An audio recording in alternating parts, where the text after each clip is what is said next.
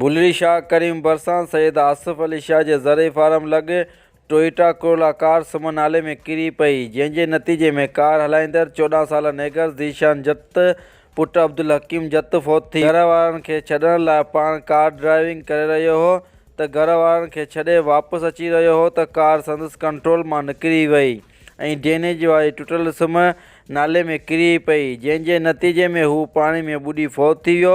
लाश घर ते पहचान में कोहराम मची वियो। वारसनि जो चवणु आहे त ड्रेनेज सिम नाली वारी मोड़ी टुटल हुअण करे जंहिं सबबु असांजो नेगर फौत थी वियो आहे। असां हादसे खां पोइ नेगर खे बुलड़ी शाह करीम अस्पताल खणाए आयासीं, पर अस्पताल ते को बि डॉक्टर मौजूदु न हो। नीगर अस्पताल में फौत थी वियो ऐं ॿिए पासे पतो करण ते डॉक्टर अब्दुल रहमान समूह ॿुधायो घर हादसे वक़्तु पाणी में ॿुॾी मौक़े ते ई फौत थी वियो हो।